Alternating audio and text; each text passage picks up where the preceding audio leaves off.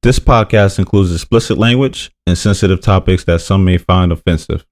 All views expressed belong to the individual speaking and not a representation of any entity that we have been, am now, or will be affiliated with.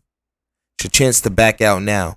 That being said, if not, enjoy the show. Previously on the Black Man Misunderstood. No. The reason why I say this is because, like, when people take certain scriptures out, they misconstrue.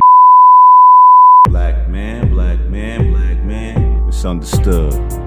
It's your boy Mike B. In the neighborhood therapist.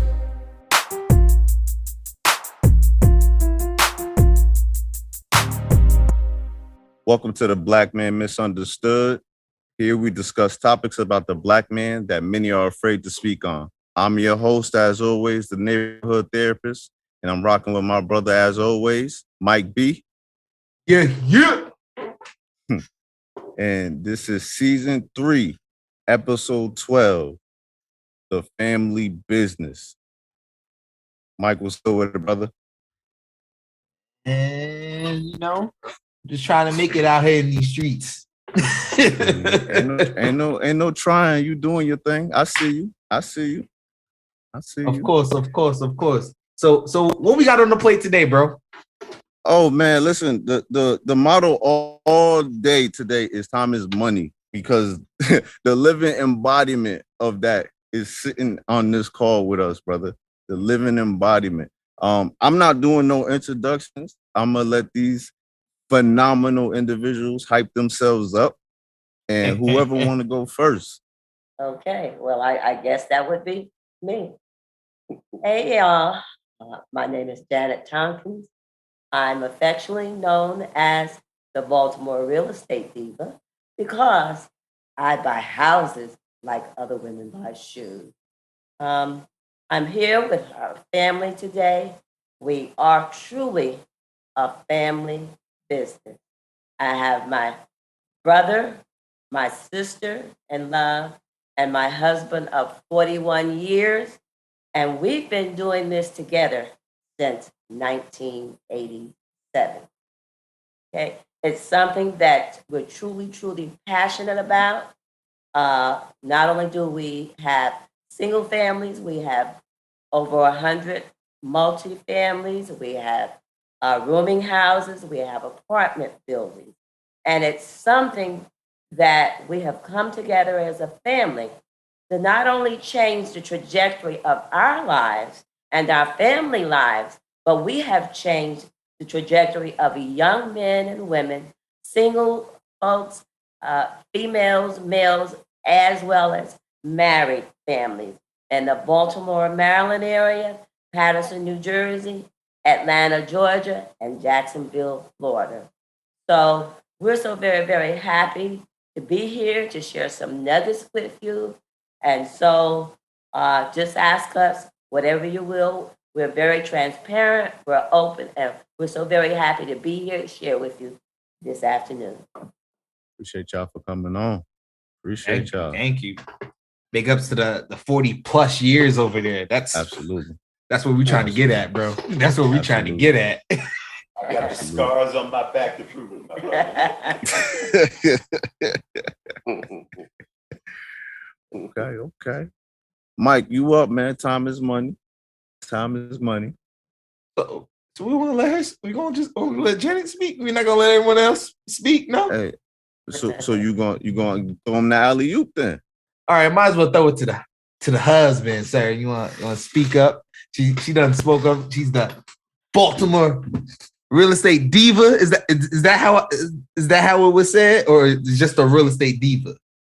Okay, Baltimore Real Estate Diva. Okay. I think I'm going to keep that mantra because there's what I've found out is there's quite a few real estate divas in the other states. So I'm going to stick with the Baltimore Real Estate Diva. None other. Okay. I respond better if you ask me questions that you want to know. I mean, we've been in the game a long time. We've done a lot of different things to get to this point. Like Janet said, I'm ecstatic because it's family doing it, and especially for me, we have Daryl and Trina and Jess. For Janet and I, those are different generations. Daryl was about 8 years old when we got married. So now to be doing business with him, and my partner him and Trina, and he talked much shit to me as well. I have to remind him who's the elder of the group all of the time.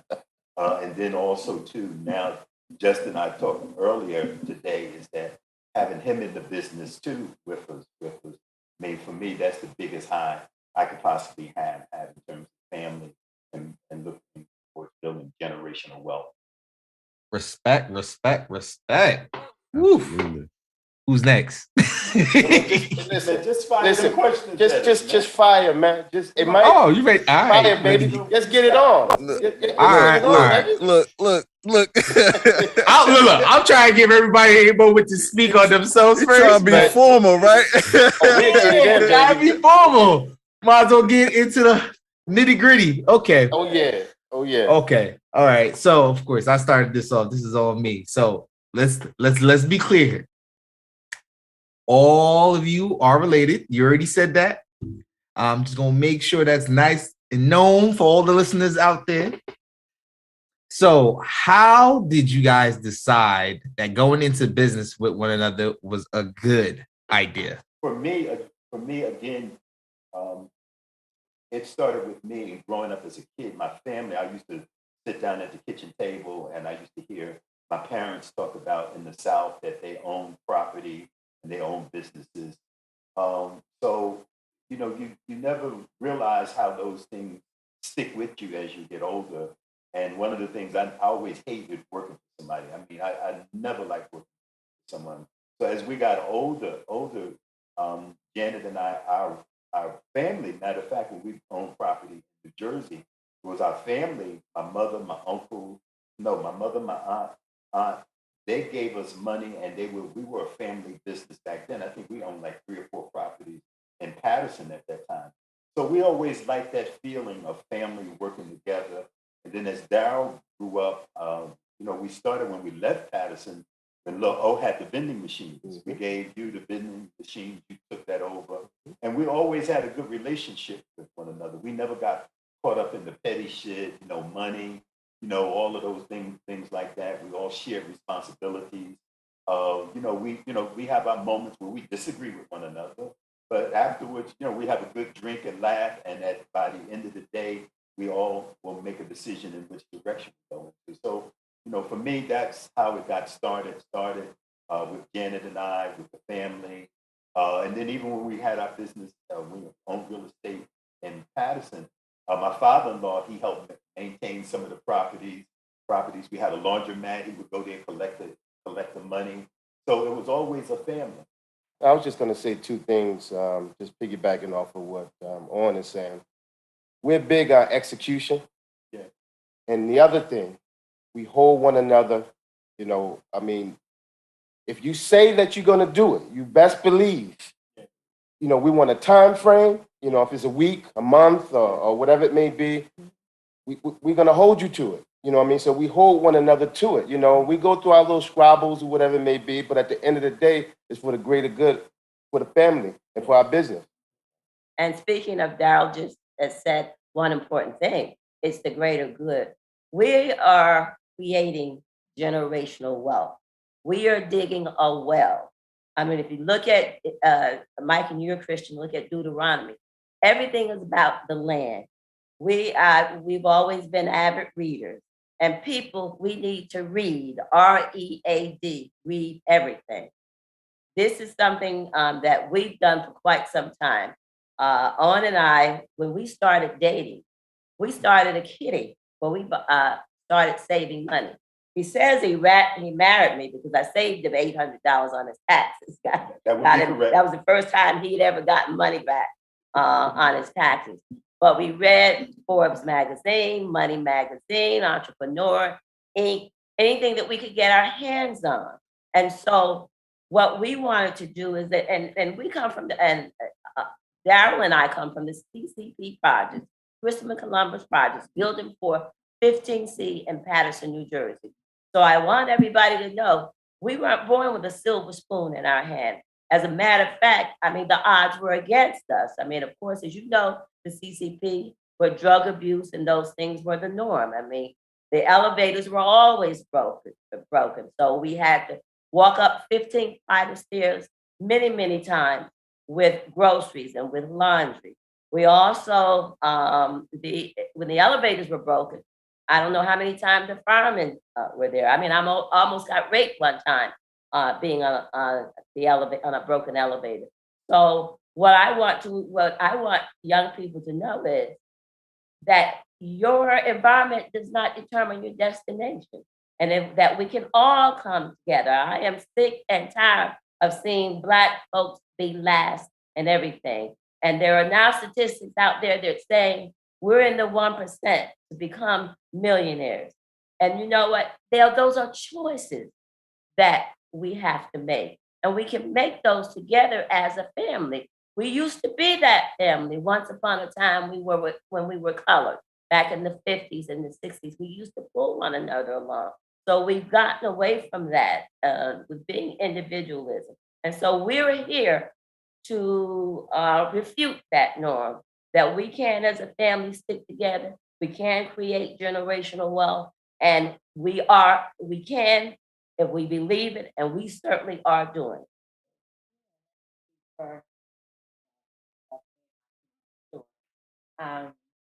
Reformed our company in 2008. And I like to say, my sister and my brother are our real moms. They are. And, they encouraged us to step out. So when we formed our company in 2008, they already had the path laid, and how they say, don't reinvent the wheel, just follow the blueprint. And that's what we did. And look at us today, 2022. A lot of success. Yep.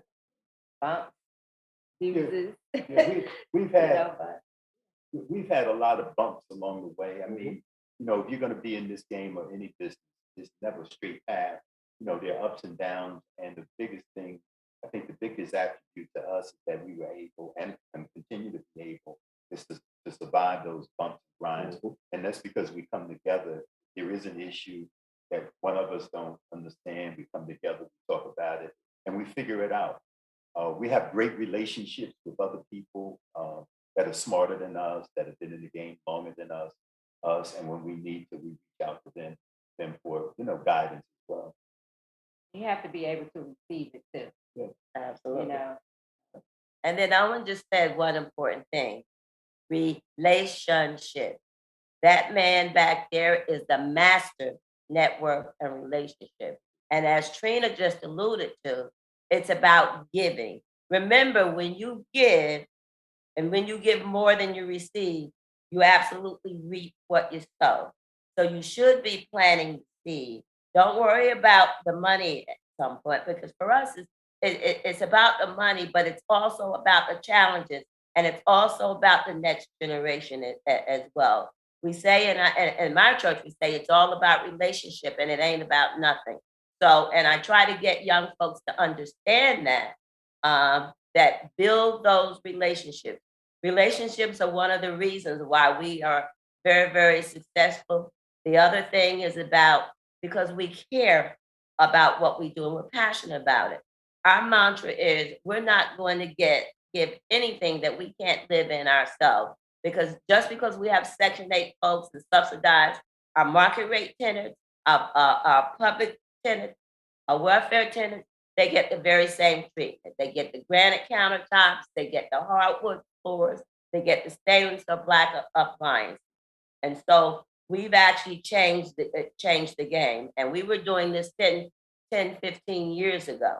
We now, which I didn't mention a little earlier, we are the first African Americans to build from the ground up in Paterson, New Jersey, a 174-unit apartment building for grandparents raising grandchildren. 74 units. I'm sorry, that's 74 units. And you guys take it from there. Okay.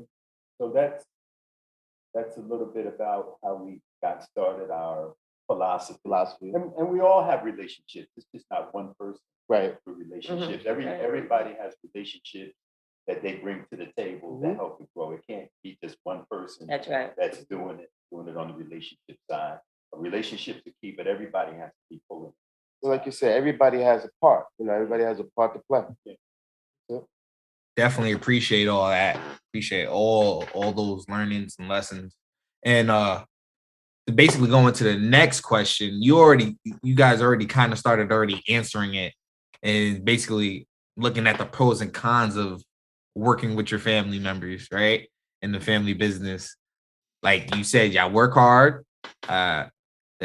Y'all enjoy the time off, and when y'all keep it in the family, y'all basically y'all help start the next generation, and now y'all helping just right now with everything with his things too. So it's like those are definitely the pros, and y'all already started mentioning them. And then of course you brought up the negatives too, the cons, about having disagreements. But I specifically want to touch on a couple of them because I don't think a lot of people like to speak on it as much. People always tend to stay with the positives. I'm a positive person sometimes, and I always do like the positives, but I do think about my negatives, and a couple of negatives I wanted to focus on is Hold on, Mike. Hold on. Oh. You know how I am, bro. Words mean power. You keep using a negative word. Growth edges. So let me say this, Jess, not to cut you and Mike off, but so Mike, really, when you're speaking on negatives, we really don't have, be honest with you, we really don't have no negatives, right? So let me just give you, a couple of instances, right? So again, like my wife, alluded to, a lot of times we piggyback off the Tonkins, right? Our big brother and our big sister. They are real models. They're not our role models. Those are our real models, right? So what they'll do is they'll look at, I want to bring out like the rooming houses, right? Now, my forte coming into real estate is property management. So I'm known for having, 1,000 units, 1,500 units, multi-family units, right? So when the market was taken back in, let's say 2008, 9, and 10, down in Baltimore, Owen and Janet, they was getting into the rooming houses. So of course, when they get into something, what they do is they call Trina and myself, and they say, "Hey guys, you guys really need to look into doing, rooming houses down in Georgia." First thing I said was, "I ain't doing that shit. I'm not doing no damn rooming houses." You know what I mean? I'm like, no, that's not what I want to do. You know what I mean? So we go back and forth. Man, I'm telling you, man, we can make some money off of that while we're helping people. I'm like, man, fuck that, man. I'm not doing that, man. I'm not doing that.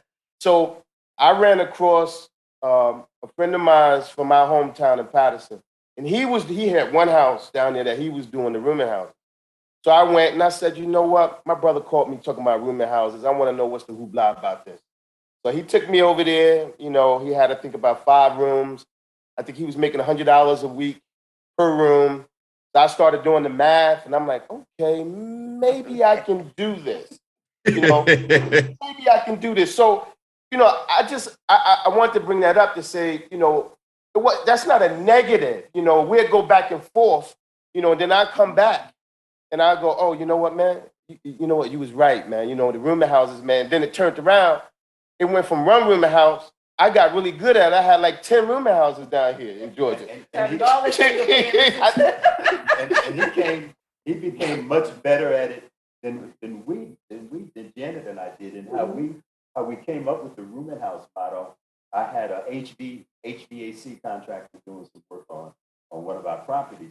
He said, well, it was vacant. So he said, well, you got to rent it up again. Why don't you just do rooms?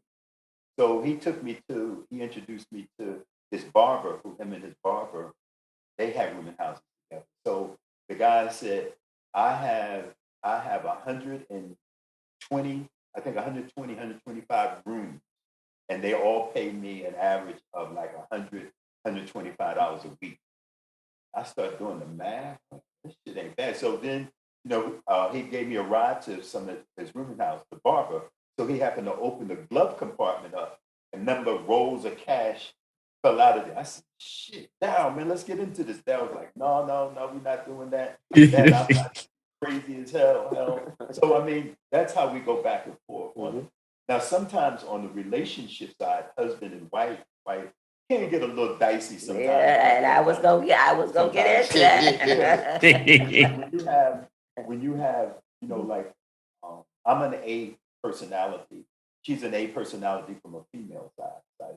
Very strong, very opinionated, the whole nine yards. So we have our disagreements, but it's never disagreements where it jeopardizes our relationships.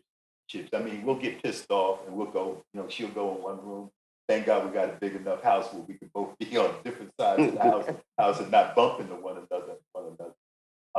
But I mean, at the end of the day, we still come back together. We understand that although you're taking it personal for the moment, you can't let that fester and then grow into something else that destroys not only your business, but your relationship as well. And I think we've managed that well to keep moving forward. But still, I still don't see that as a negative. No. Well, You understand? Yeah. I still don't see that as a negative. I'm just saying because Mike was using that word loosely, negative. Yeah, You understand?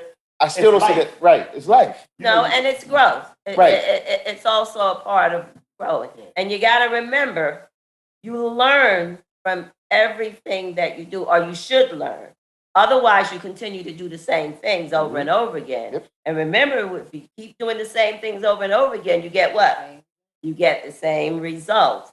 So, I mean, and it's just like everything. You have the good, the bad, and the ugly. And in real estate, you are going to have that. You got to remember, we started it's trailblazers.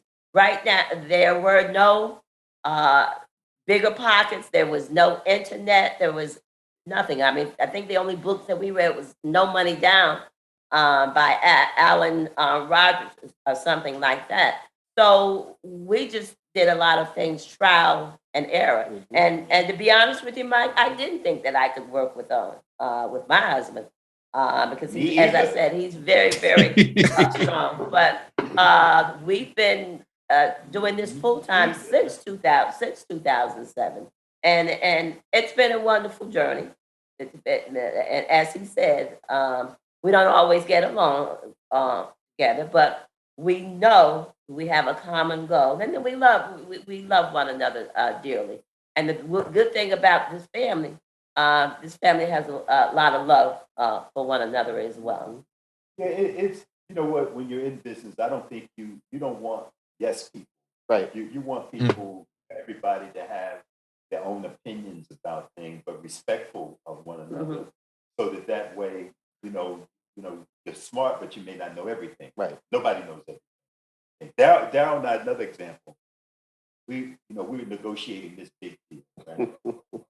So this property in Patterson. So the lot, somebody was offering us $500,000 for it. So Darren said, man, fuck that. I look at him like, $500,000. And you know how much we paid for it? Nothing. The only thing we had to do was deal with legal fees. I'm like, huh? So when we left the meeting with the person that made the offer, I said, Darren, you know what that shit was? $500,000, man. You got $500,000 on you now. So we went back and forth. So good thing he did do that, because we wound up agreeing to $750,000 for. We came back at $1 million. I think we came back at $1 million two, something like that, and they counted at $750,000.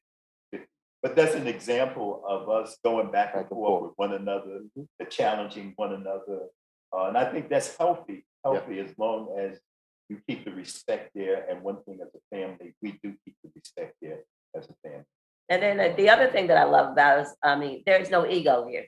You cannot survive in business with an ego.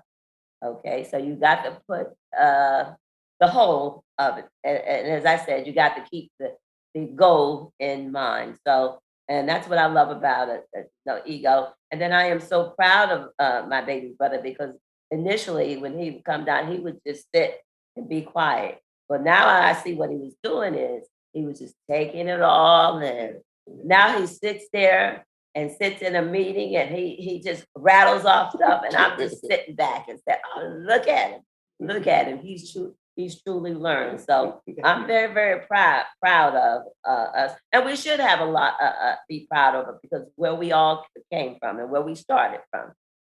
But they mentioned they learned a lot. But we learned a lot. Yes, and they keep us young. That keeps us like that. Keeps us young.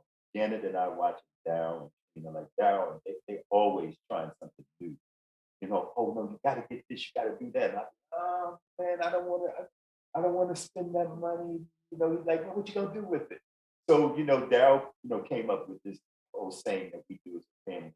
We work hard, but we play hard. Our whole thing is that we said we started off out getting away once a quarter. Now it's like once every 2 months. But now we're talking about them getting away once a month, doing something.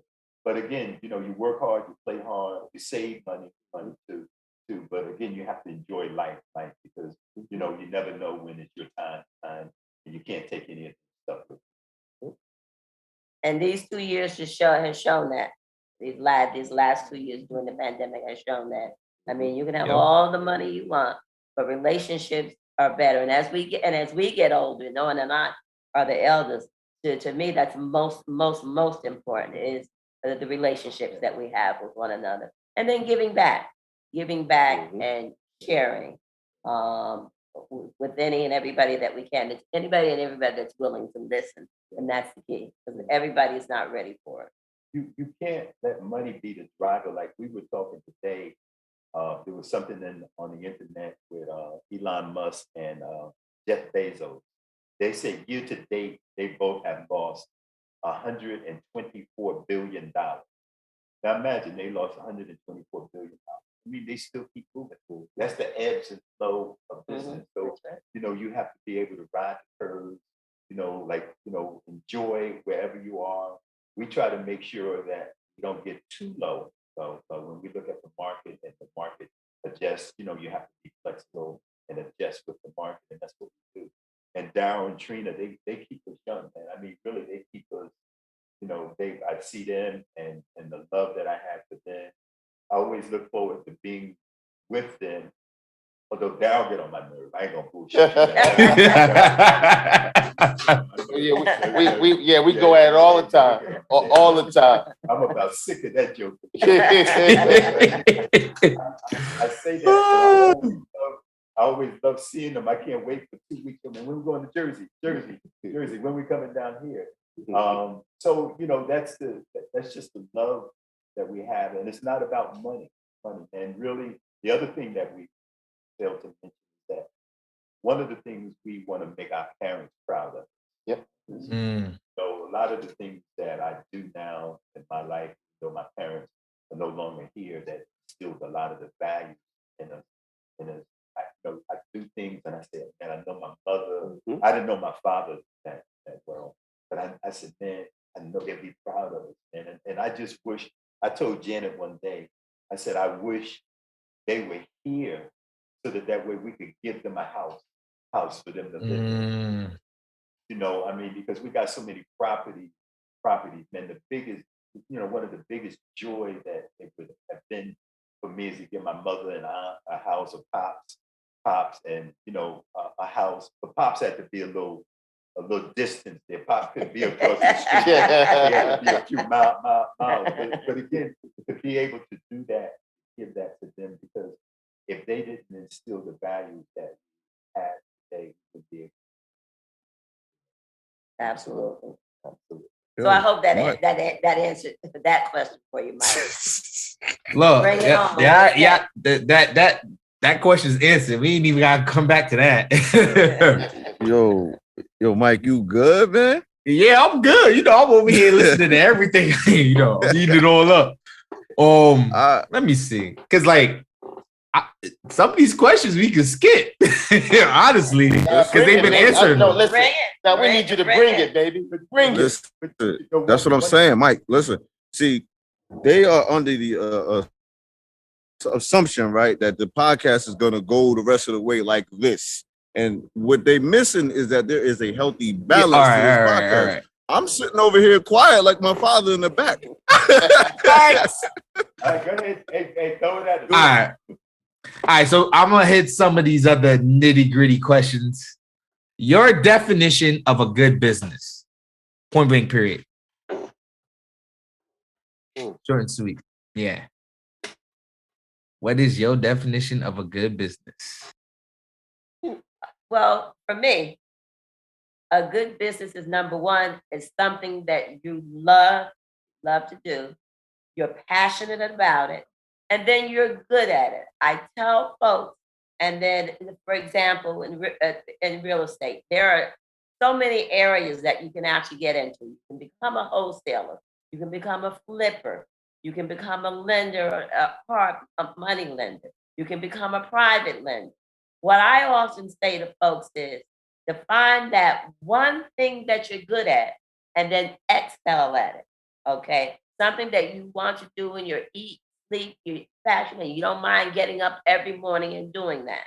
That's for me what a good business is. Then the money will come because you're good at it. And then once you become good at that one thing, then all other opportunities will avail themselves to you. Once we started in this business, we started not only in real estate, but we're doing stock investing. We're even right now we're buying mortgage notes. We're buying other people mortgage notes, and that gives you passive income every single month. We're doing apartment buildings. We were in Dubai how many years ago, guys? 5, 6 years ago, when we saw these tall buildings. And so we were laying, and the guys were laying in the pool, and they're saying, look, we're going to be doing that same thing. But we had to crawl, walk, and run. So for me, and then the other thing about that is people see that you are good at what you do as well. And then the money will come. But it's something that, you just don't want to hop into something because everybody else is doing it. And then you got to know what your strengths are, what you're good at. For me, I know that we're not good at marketing and so forth. So then what you do is you hire other people to do those things for you. Anybody else? I want to say this. Mike. I know, Mike, you trying to go around. I see Justice telling you, man, to hit us, baby. Hit us. Listen, we from P-Town, man. Hit us, baby. Listen, we have our moments. Don't get it twisted. We have our moments, right? This is how we know that this is our passion. It be times, right? On and Janet, they'd be in their backyard, right? And Trina and I, we'd be doing something in the house, whatever it may be, and we'll call one another. And it'd be something, maybe we got down because of tenants or something, not because of some addictions or whatever it may be. And we'll say, contractors, and we'll say to ourselves, you know what, man, if somebody come right now, man, and want to buy all our houses, man, we'll sell our whole company. We'll sell and get out of this real estate game, right? 5 minutes after that, we all go, shit. You know what I mean? Because we love this. This is what we do, man. We love. Listen, we eat, sleep. Everything that we do is real estate. Real estate is not a thing where you wake up today and it's like, yeah, I'm doing real estate today and tomorrow I'm off. And listen, real estate is 24 hours, 7 days a week. Even when we're on vacation. Even when we're on vacation. You know what I mean? We got our brother here, right? He brought up something. We was in Egypt, and he had called us while we was in Egypt. He said, "What you guys doing?" His mindset was, "Okay, you guys in Egypt. Maybe you guys are in the pool, doing an excursion or something like that." No, we was in the office. What are you guys doing in the office? We're filing an eviction. We filed the eviction in Egypt. You understand? So this is something we love, man. This is something we love. Yeah, we do it. We did 7 days. Wake up and like Daryl said, one day Janet, I'll be in the backyard and we get swing in the backyard, 2:00 in the afternoon, sipping on some wine or something. Man, we're like, man, this shit, I'm tired of this shit. I'm gonna. So we looked at one another and said, look, you know what time it is? It's 2:00 in the afternoon. Where can we be in our own backyard, where nobody's applying that type of pressure on us, but having your own. But again, you have to realize that treat it as a business and not as a hobby. Absolutely. And that's what we do. And one of the things that Janet alluded to, we pride ourselves on excellence, giving people quality and excellence. And then when people realize that that's what you're doing, other opportunities avail themselves. The other thing that, for people who may, this isn't no quick get rich scheme.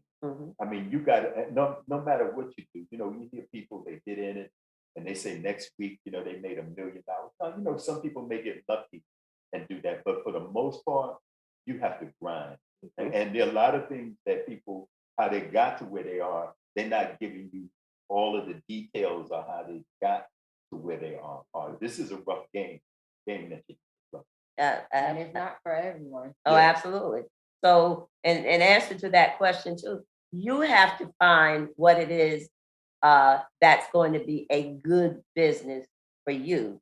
And then the other thing is, no matter what it is that you want to do, you do need to try to find a mentor, but you want to emulate somebody who's actually doing it. Because there's so many people out there that all they want to do is to sell you material, course material, and they are not doing anything that they found something online and they've copied material. So you want to find somebody that you can touch, see, and feel that's doing whatever it is that you want to do. It may be tiddlywinks or whatever it is, but then find out what they're doing, how they're doing it, and then if they're doing it, if they're successful at it, if it's something that you want to do. So you want to crawl, walk, and run, as Owen would always say as well.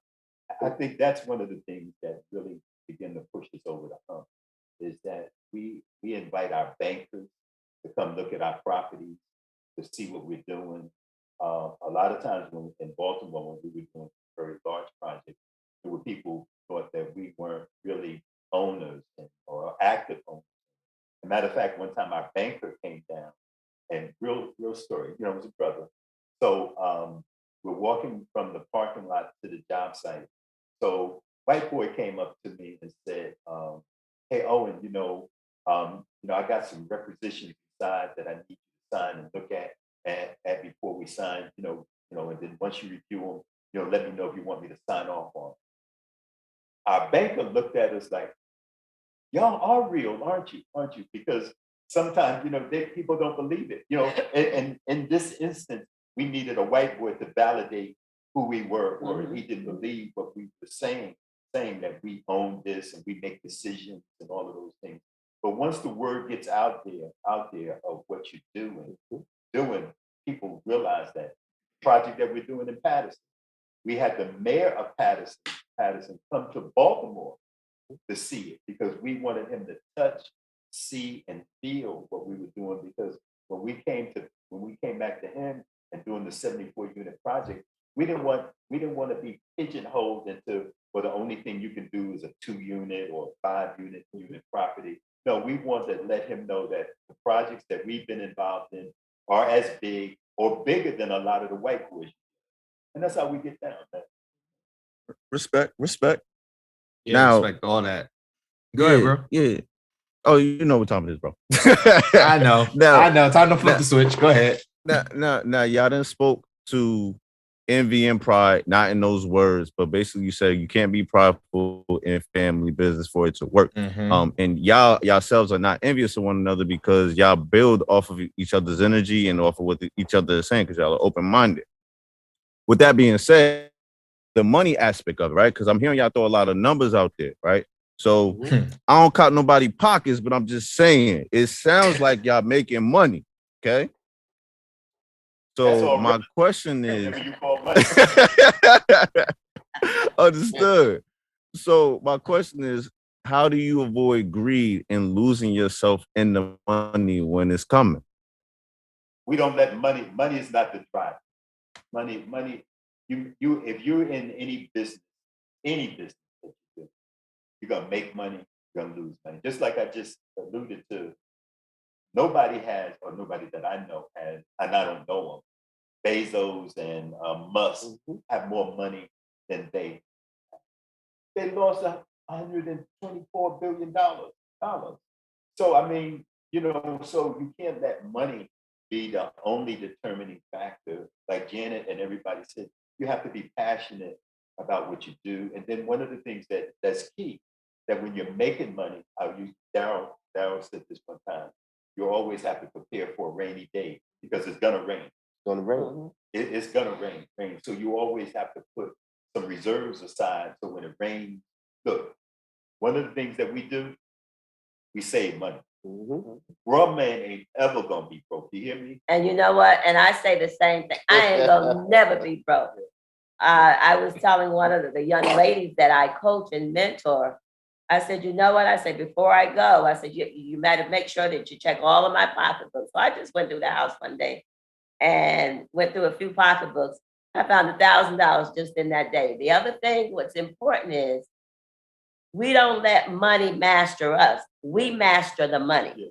Okay. Absolutely. And we master the money in that we invest to grow money. That is what it's there.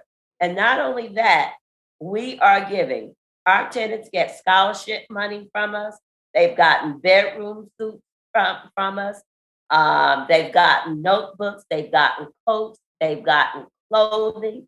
So it's I got a couple of my tenants that if they're good tenants now, and the kids are going on to college, then they're gonna get some scholarship money from us as well. So it's also, for me, it's also about being altruistic also and giving back and also being humble, because believe me, if you're not humble, God will humble you at some point in time. So you got to be humble and you know, you reap. I always tell everybody, you reap what you sow. We don't give just to get back. We just do it to be doing.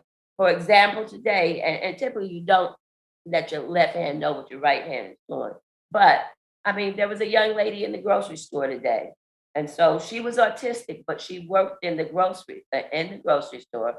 She was a cashier. And so we were wondering what she was doing. So another young lady came up and said, well, you know, she's trying to buy lunch and she's buying some food. Well, she's gonna have to put it back. She's gonna have to put some of this stuff back because she don't have the money. So I'm looking at, and they were there about 10 minutes. So my sister and I sat in the line. So I said, well, how much is she short? So, because they had all this food and they was putting half of it back. I said, well, how much is she short? She said, she's $40 short. I said, I got it. I got it. And you got to do little things like that. I mean, because for me, God put me here to be a blessing to others, and he's blessing us tremendously. We are living beyond our wildest dreams. I could have never thought. And Owen and I were six-figure salaries when we left. I did Verizon for 35 years, was blessedly with both a 401k and a pension. Okay. I learned things. I've learned by reading, I've learned how the masses, okay, or how the white boys live. Like I said, they lend money. I didn't know what a self-directed IRA was. I have a self-directed IRA now. My coaching students, I coach people to do the same thing, to buy, rent, rehab, refinance, and repeat. And so if they're good enough to come with me, you know, I charge them, but I will loan them the money. I will loan them 65% of the acquisition and 100% of the rehab fee. And then I get my money back, teach them, okay, we're gonna refinance, and I want you to be able to take the cash out that you paid me.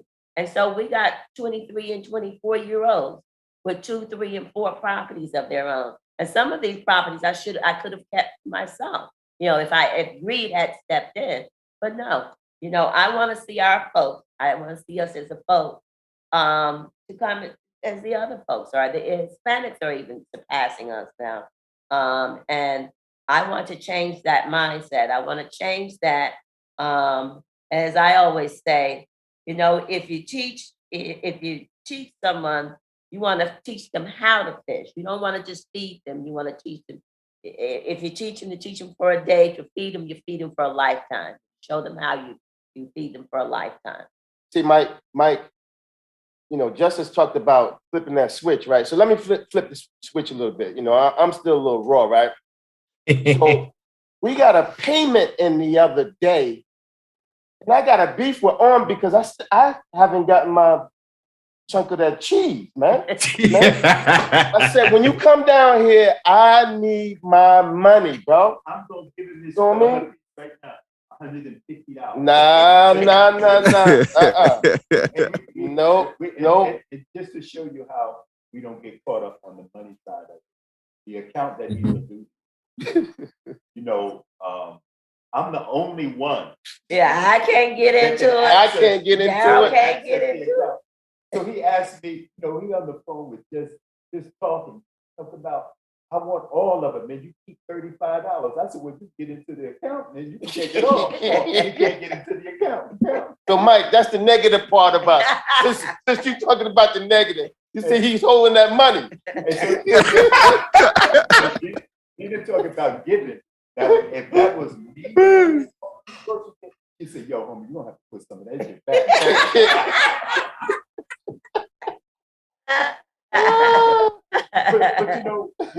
but you have to have, you got to have fun in doing this because this is so complicated. There's so many components to it. If you can't find stuff to laugh about, and even the crazy stuff, and smile at yourself, you go crazy. You might as well quit. And I don't care what this is you're in, because again, you got to have different people that bring different components to the table. And like Janet said, we all give back. Like when we go to Jersey, just to test it, we meet with the mayor person, our banker, our architect, a joint venture partner. They have way more money than we have. Having one or two other people. There's a couple of spots that we go to, happy hour, dinner. Nobody picks up a check but us. Just the last time we were up there. And we took this one guy out. He don't want to go to Ruby Tuesdays or something. Tuesday. He want to go to Ruth Chris and order everything on the menu. And then want dessert at the end. So, but again, you have to be willing to give in order to receive. And then the other thing is, as you talk about money and how we don't get upset with it, and On and I, and that's the good thing about us. We are pretty transparent. On and I have lost a great deal of money, and I mean a good sum of money, and we didn't let it bother us. Money comes and money goes, and then you have to be persistent. Then come up with a way to make that back, to double it. You can't get caught up in there. I mean, we could have gotten caught up and said, "Oh, you did this and you did that," but then we wouldn't be where we are today. Right. What you try to do is there were mistakes that were made, and you try to learn from those mistakes and not to make those very same mistakes again. Appreciate that. All right. Time for Mike B to fire off now. Whoa! Hey, here we go. This question here is, I purposely put this on here, and when me and the neighborhood therapist, I ain't call you a neighborhood therapist all episode, bro. Came up with this question. We both was like, yeah, that's a good question right there. So, in your opinion, why aren't Black businesses respected like the Apples, the Googles, and the McDonald's in the world? I want to say one thing before I know Janet and On love to answer that question, right? Y'all heard earlier, Janet say, the way we roll, right? The way we work, the way we handle things, right? Is with excellence, right? Excellence. Listen, I'm not here to put our fellow brothers and sisters down or whatever it may be, but I'm gonna tell you, a lot of times, On and I, we're in meetings and individuals, whether it's the city council or whatever it may be, say, you guys need to hire minority companies and so forth. And yes, we're definitely with that. We're definitely with that. We're definitely for that. But, being in this business as long as we have learned that a lot of our minority-owned companies, man, they just don't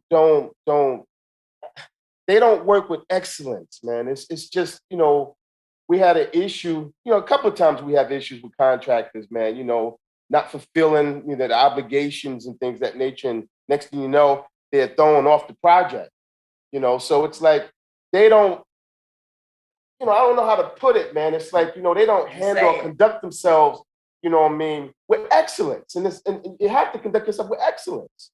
A lot of times they bite off more. The one that I think Daryl's, you know, and in Baltimore, I've worked with new minority businesses on our property. A lot of times they want to go and say, go after $1 million contract, when the only thing they have capacity to do is $100,000 contract. So we tell them, do the 100,000, do that right, do that, you know, the best you can do with that. And then the next time, go for 110, 120 and build your capacity. That's one of the biggest challenges. And then they're always a day late and a dollar short. Sure, they want to do things, they don't make the sacrifices to save money, they don't make the sacrifices to come together as a family or as a unit to go after what it is they say they want. Darren, all of us, and we say this to you and whoever listens to it. When you look at wealth, because you brought up the Googles and all of them in the world, you look on Forbes, for whatever Forbes the work is, you look at all of the black, me and Darren tally every black billionaire on Forbes and say, I forget how many there were, 15, 20 of them. I think when you tally all of their worth up together, it only came to like 50 billion. And we added another 10 billion to it just to say we missed somebody, you know, miscalculation. So let's say for the sake of discussion, it came to $60 billion. That's all of the black billionaires that you know of. You got one person, you had, I don't know what his net worth is now, Musk, who at some point in time was worth over $200 billion. You know, and a lot is that we're first generation. We don't have the access to capital that a lot of the other, you know, ethnic groups have. And one of the biggest things too is that we don't stick together as a group. And then I want to answer that question too, because Mike, what you said is that why don't others respect us? Number one, we got to respect ourselves. Yeah, okay, and that's number one. That's why you're not going to respect me if I don't respect myself. So if you're going to get in this game, number one, you need to learn how the game is played. If you need to look like a duck, then you need to know how to look like a duck. One of our savings graces, and why we're so very successful, is when I put a banking package together and I give A, B, C, and D. I don't have to do it anymore. There are tabs. So say, if they want, when you're going into business and you're going for a loan, you know that they automatically, they want 3 years of income tax return. They want bank account statements. You need to give them what it is that they're asking for. I've been successful when I had white boys come back and tell me from banks, we love the way that you put together, Pat. We don't have to ask for anything else. You want to make it easier for them. And then, as I said, you got to build relationships. When Owen and I first went to Baltimore, we did not know a soul, okay? But number one, we pride ourselves on having good credit, okay? We ain't always complaining, and we've always had good credit. Once again, and that's learning how to play the game. We even taught our kids, you know, from early on, this is how you play the money game. Read Rich Dad, Poor Dad. And also it's the little details that will help you. Sometimes it's not the big, but then we have others. And you have others that they want somebody to give them something. No, we need to start with ourselves. But as a family, come on, put $10 together as a family, then build that up. And whatever business that you're in, learn that business, learn the ins and the outs of that business. Even if you have to get a mentor. And let me tell you, the truth be told, I mean, white people are willing to help you if you're willing to help yourself. And we're so often not willing to do that. Yep. And that, you know, that just hurts me so much. But I mean, that's exactly what happened. And then some of us may be good cooks, but just because we're good cooks don't mean that we need to own a restaurant, because there are things you need to know how to hire people. You need to know how to pay the income taxes, how to pay the payroll taxes, yep. And all those things that the business entails. So I think those are choices that we made. We got to look at everything. You made a choice, good or bad, whatever it is, and there are consequences that come with each choice that you make. The bum on the street, that's choices that you made. We need to make better choices. And I'm just so afraid that,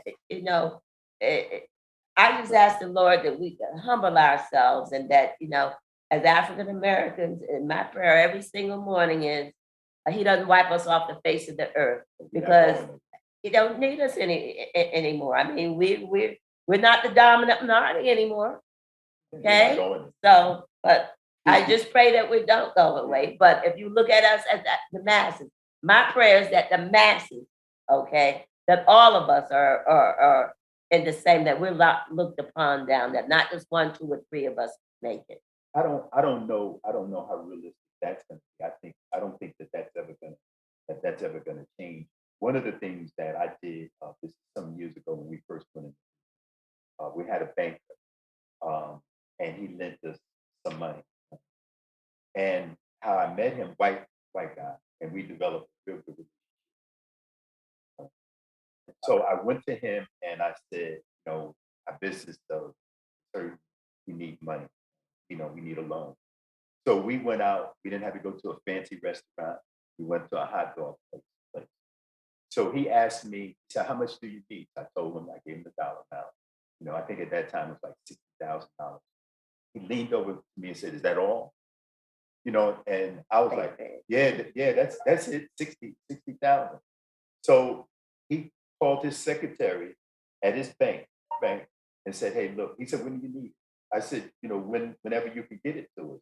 So he said, he told the secretary, draw up the paperwork and told me to come pick up the check tomorrow, which is the next day.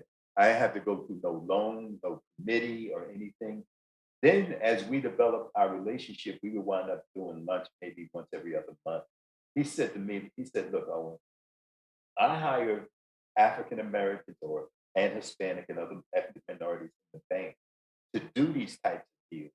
He said, why are your people more harder on you than I am?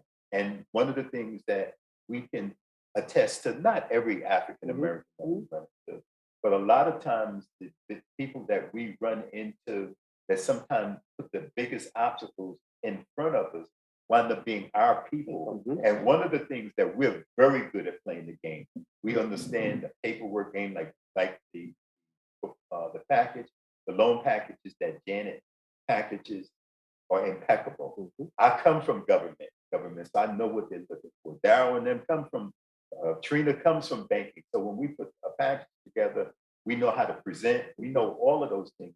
But sometimes our people are the worst, sometimes they are. For us. And again, too, our people, we don't think big. You That's gotta right. think That's big. right. You gotta, when we were in Jersey and we used to talk about we want to own apartment buildings, people looked at us like, are you crazy? How own apartment building? So if you're talking to people who don't dream big themselves, they can't think of you doing things that they can't think of themselves doing. That's right. So you have to expose yourself to broad-minded people, whether they are black, white, blue, green, or purple, if you're gonna grow and get to where you're gonna get to. Bezos, Gates, none of them, I guarantee you look at the circle that they surrounded themselves with, it was people with large vision, because if not, they would never be doing what they're doing now. Gotta know your worth. Yeah. Absolutely. You said it, sister. You got to know your worth. And I think that's where some of the issues come from with us, especially with self-esteem, especially with a lot of us that was born in the 50s and the 60s. So the low self-esteem was there, even as far as myself. At one point, I just thought Verizon and New Jersey Bell was the only thing for me.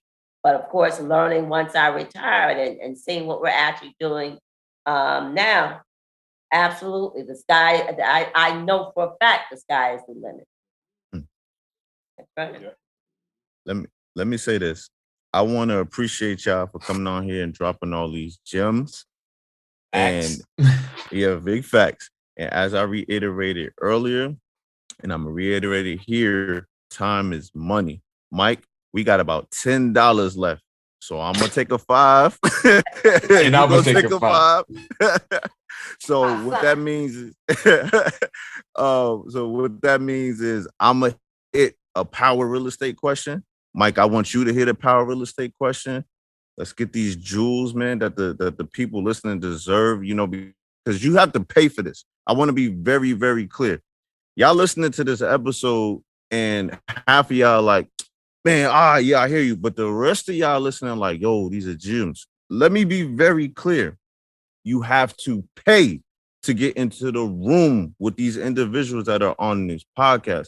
So I don't want y'all listeners to get this confused. They're just doing a favor. No. There's some things that I gotta do on the backside after this. You understand? Because it's family. It's an understanding. It's family business. But I'm just appreciative of y'all because the game that y'all giving out is, shout out to Gillian, $1 million worth of game, but y'all are the walking embodiment of that. So I'm just appreciative of y'all. I wanted to give y'all flowers. That's just something that I do. So I'm truly proud of y'all as a family, as a business, as Black folks, as a unit. Just much blessings to y'all. Okay. Okay. All right. Thank you. All Thank you for right. having us. Absolutely. Mike, you ready?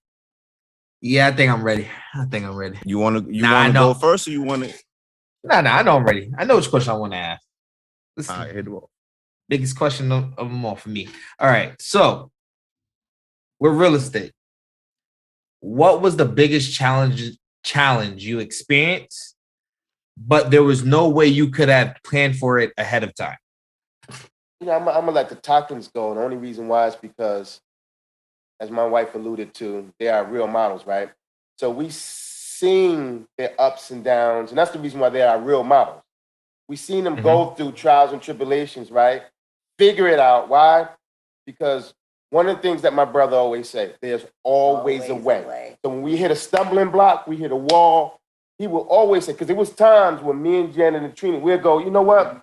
Maybe this is not for us. Because there was times now, come on, don't get it twisted. It was times we were saying, this real estate game wasn't for us. But it was only me, Janet, and Trina saying that. Always say, man, get out of here with that. Man, there's always a way. Always a way. You know what I mean? To this day. To this day. We hit walls. So I want to bring up one stance, one for us, right? So Trina and I, when we first bought our first rental property down here in Georgia, right?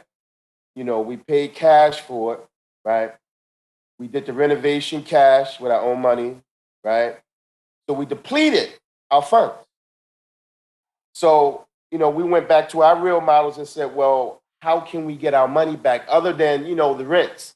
If we're just counting on the rents, that's going to take a long while, to get the monies back. So on and Janet said, well, the only other thing is we have to find a bank, a financial institution or something like that that's willing to go ahead and refinance so we can take the monies out. So we said, cool. We went to Chase Bank. I was with Chase Bank since I was 18 years old, 19 years old, right? I went to Chase Bank. Chase Bank said, no, that's not something that we do. We was banking with a bank down here, Washington Mutual. They said, no, the dollar amounts that you're looking at is too low. So I'm like, okay, well, give me whatever you feel that maybe we qualify for. No. So no. We come back to our real models and we say, you know what? We can't find a bank. O said there's always a way. We got to just keep, it's a numbers game. The more doors that you knock on, eventually one door would, crack open a little bit, you'll get in and, you're able to get ahead and do those things. So for us, we went through those trials and tribulations, you know what I mean? And Owen and Janet was there, to back us up, right? So we found the bank, Black-owned bank, a bank that I want to salute that loves us and takes care of us.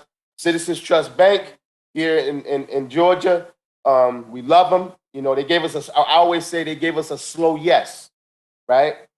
You So said that too fast. yeah, They well, gave us a low yes, right, right. So they said, you know what? We'll do this one, you know. So we did. Now they said the exact same thing that Janet has said regarding the paperwork, right? Because again, we're not, Trina and I wasn't trying to recreate the wheel, right? So again, we had our real models that said, listen, you use the exact documentation that we use for the bank, right? So we had it line item by line item. You know what? My philosophy was, and I learned that from Janet and Owen, was answer the question before the question is asked. And I always teach my kids that, right? So the bank had no questions. When they got my application and everything, they had absolutely no questions, right? The only thing, like my wife said, it was a slow yes. It took them 8 months in order for them to come back to refinance that deal. Now, mind you, this was in 2009, so it was still around the time of the collapse, right? The mortgages and everything, because they specifically said this is something that we don't do because of what investors have done or whatever it may be, loans and so forth. We was able to refinance. But again, it took us that 8-9 months in order to refinance. And for some other people, they may say, you know what, get discouraged and say, you know what, this is not for us. So that was our whole thing, you know, as far as the Tyson. I think also too with that, the person that you met with started at the top, president of the bank at that time, and who told that was because of relationship. Don't go with it. Relationships. I want to say that before Owen continue this. Relationship. I didn't go to the branch manager. I didn't go to the local branch. We went straight to the top. And the reason why we did that is because Owen had a relationship with the CEO and president. And I think the same thing with us during that time. Nobody was no bank 2008. Nobody was loans. And we was in the same pickle. So we had to find somebody that would finance our project. We did, you know, and you know, we got that hurdle. And for me, you know, I worked in housing in the city and worked with a lot of large developers, and I saw how they did things. One guy in particular, they never gave up, and sometimes we get discouraged when we hit that first wall of resistance. You know, we want to blame it on racism. You know, I'm too light, too dark, too short, whatever it is, and we don't fight beyond that. And I watch other ethnic groups, especially a lot of the white boys and gals that I work with, is that they fought through that. And in business, let me say this: everybody goes through challenges. That's right. You know, black, white, green, or purple. I don't want our listeners to say it's just exclusive to us, you know, people of color. You know, I've been listening, you know, I listen to white boys, they go bankrupt just like we go bankrupt. You know, but the ones that make it have the ability to fight through it, they sustain, they have great relationships, they understand relationships, they understand packaging. And when Janet rolled out that first package, we haven't deviated from that package today in terms of how we present our packages. Janet teaches that to her students in terms of how to package people. And the other thing I want to say for us is learning that contractors have shelf life. And I don't care how small or how big you are in real estate, you are going to have issues with contractors. So that was really a learning experience. And then going back to the banking and relationships, you got to, in order to make money, you can't be afraid to spend money either. Owen and I would take our bankers out for lunch, dinner, at least once a month. Because what you do, that allows them to learn your character. That allows them to learn more about you. So that way we were able to get deals done when other folks couldn't get deals done. And even when they didn't want to do our deals. We have one bank that we deal with out of Washington, D.C. They hate the name of Baltimore. But there was one member on the board that did not want to approve our loan. So we said to the vice president, why don't you bring him over to Baltimore? We'll treat him to lunch and we'll take him to 4 or 5 of our properties.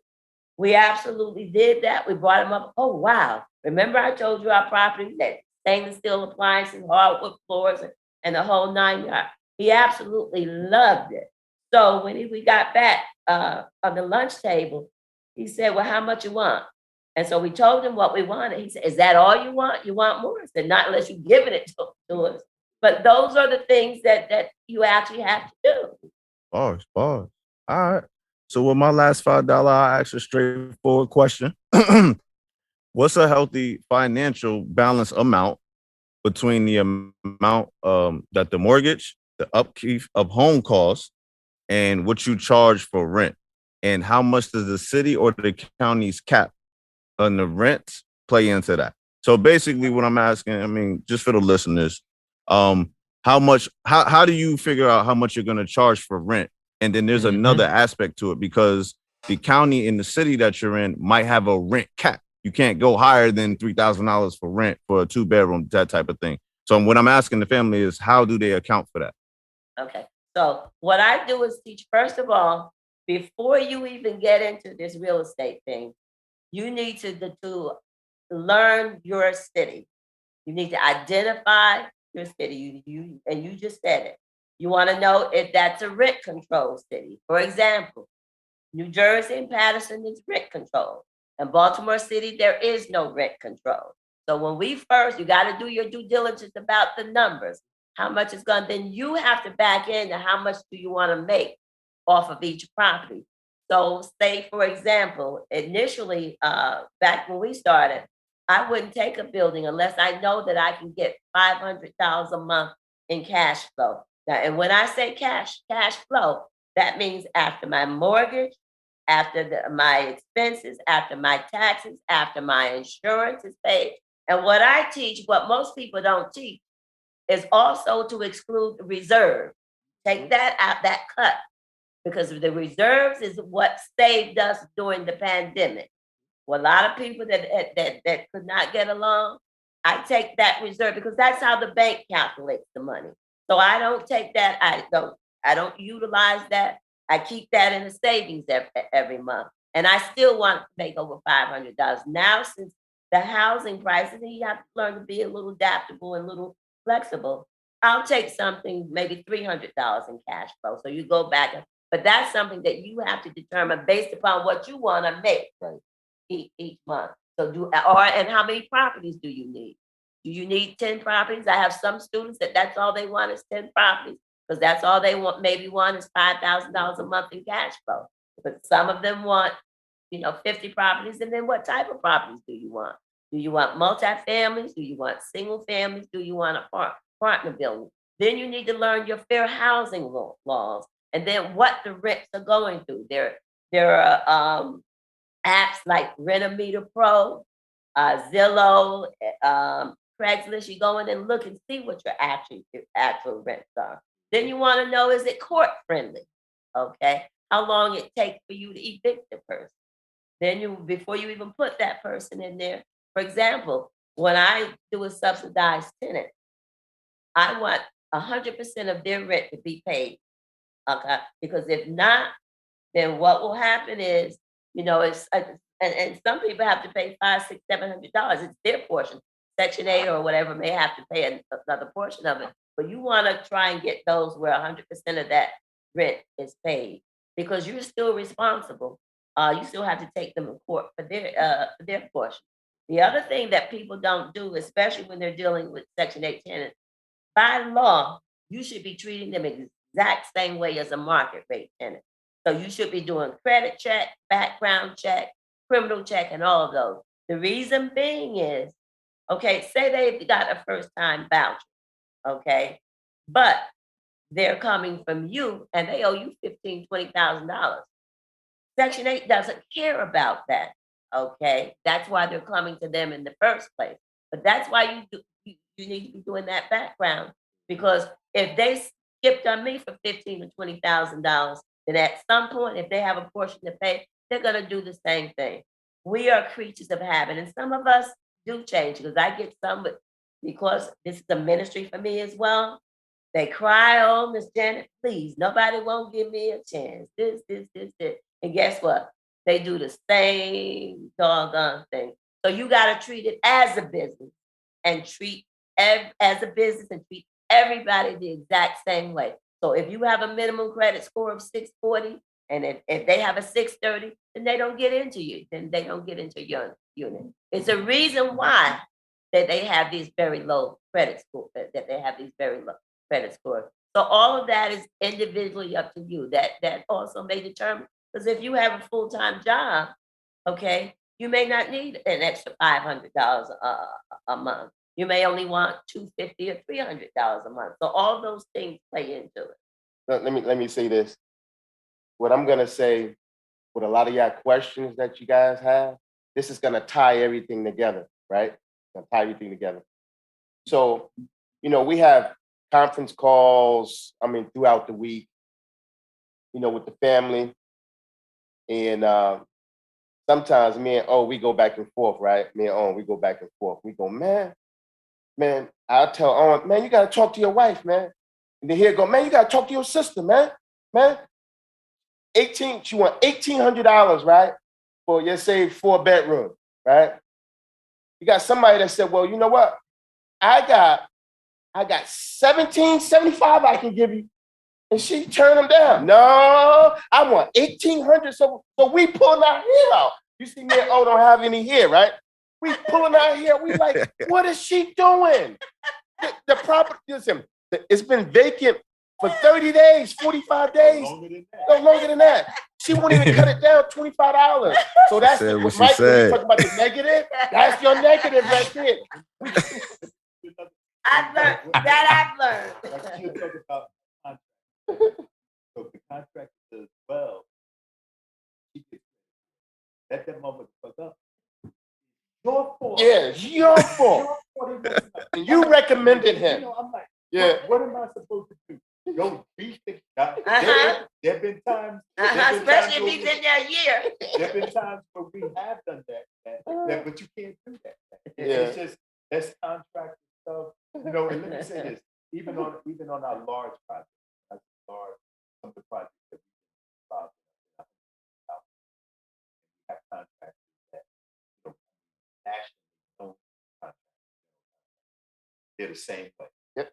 They go in, messed up. Yep. Or even when it's finished, there's all kind of change orders that have to be done, punch this item. So it doesn't really matter how big or small you are as a contractor.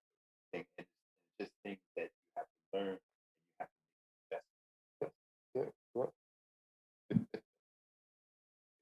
That was right in. And nobody I want 18. Mm-hmm. But guess what? I'm getting it now. Talk to him. Take it away, Mike. All right. So we asked our $10 questions, or $5 each. But we got one more question. This is not for us. It's more so for the listeners. And if you wanted to share anything. So do you have any future plans that you want the listeners to be on the lookout for? Well, one is we're going to start our own podcast. We're from a city called Patterson, which is in New Jersey. So we named it straight out of P-Town. That's what P-Town stands for, Patterson. That's where we come from. And our whole motto is, if you can make it in P-Town, you can make it anywhere. So y'all look out for that. Our podcast is coming out. We're speaking on real estate.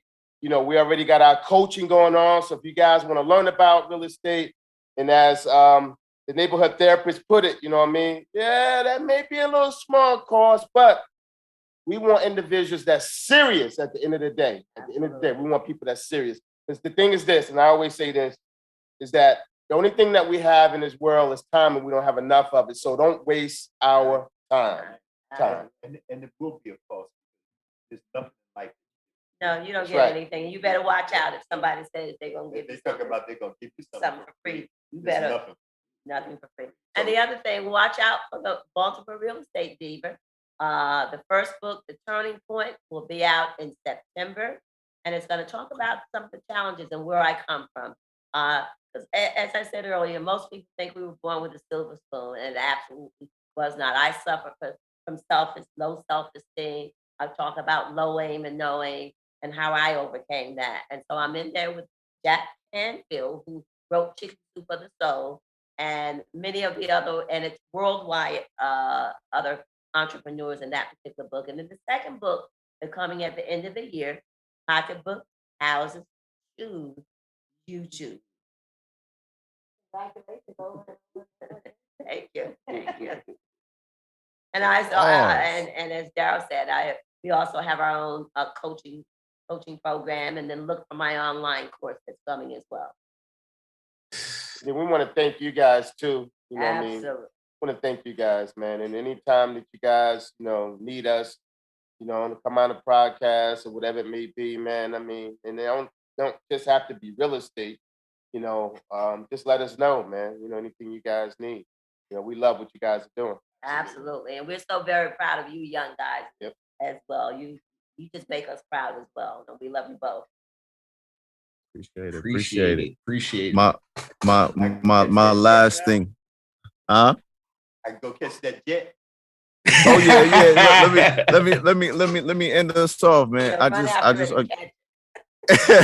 Again, I just want to say thank y'all, and I want to give two special shout outs to the reason why I'm even in Atlanta today. Shout out to my niece Ava, congratulations, baby girl. And tomorrow is going down. Shout out to my brother, okay, for making it, achieving it, and popping this thing off and solidifying the legacy of graduating high school. Future is yours, baby boy. Love y'all. Y'all be safe. You already know what time it is. Thank y'all. Yes. All right. What up, listeners? Mike B here. Hope you enjoyed the episode. You can find us on IG at BMM_podcast. On TikTok at BMM Podcast. Facebook, just type in the Black Man Misunderstood Podcast. And then you can find The Neighborhood Therapist at The Neighborhood Therapist on IG. And you can find myself at MikeB_BMM on IG. And if you want to connect with our producer, the DJ himself, Mr. DJ Daxter, check him out at DJ Daxter on IG. All right, folks. See y'all next week.